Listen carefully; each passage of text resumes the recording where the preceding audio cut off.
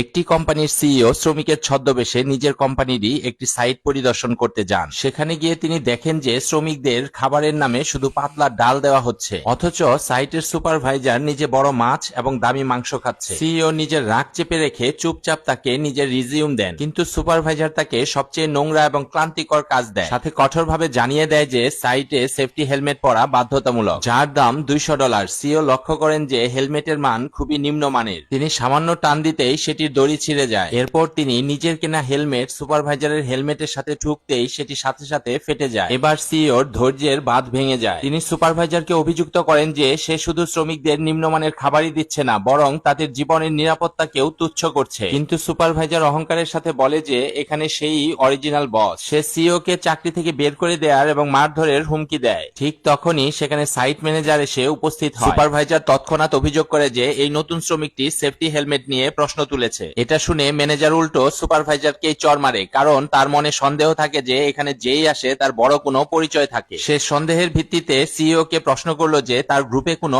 আত্মীয় আছে কিনা। সিইও উত্তর দেন যে তার কোনো সহায় সম্বল নেই। এই কথা শোনা মাত্র ম্যানেজারের আচরণ বদলে যায়। সে সিইও কে অন্যের কাজে নাক গলানোর জন্য বকাবকি করতে থাকে। ম্যানেজারের সমর্থন পেয়ে সুপারভাইজার আরো উদ্ধত হয়ে ওঠে এবং বলে যে এখানে থাকতে হলে তার প্রতিটি হুকুম মানতে হবে। সিইও রাগে কিছু বলতেই পারছিল না।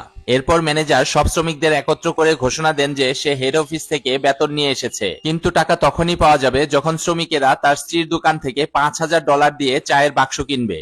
এই কথা শুনে শ্রমিকরা ভেঙে পড়ে, কারণ এই টাকা তাদের অর্ধেক বছরের আয়ের সমান। তবুও সুপারভাইজার হুঁশিয়ারি দেয় যে নিয়ম না মানলে এক পয়সাও মিলবে না। এগুলো দেখে সিইও আর সহ্য করতে পারছিলেন না, কারণ এই শ্রমিকেরা তাদের জীবন বাজি রেখে কাজ করে, আর এই লোকগুলো তাদের কষ্টার্জিত অর্থ লুটে নিচ্ছে। তখনই এক বৃদ্ধ শ্রমিক কাঁদতে কাঁদতে ম্যানেজারের কাছে অনুরোধ করেন যে তার ছেলে হাসপাতালে ভর্তি এবং তার টাকার খুবই প্রয়োজন, কিন্তু সুপারভাইজার তাকে ধমক দেয়। ভয়ে বৃদ্ধ শ্রমিকটি মাটিতে হাঁটু গেড়ে বসে চাকরি না কেড়ে নেওয়ার জন্য ভিক্ষা চাইতে থাকে, কিন্তু পাষণ্ড সুপারভাইজার তাকে নির্মমভাবে মারধর করে। এই দৃশ্য দেখে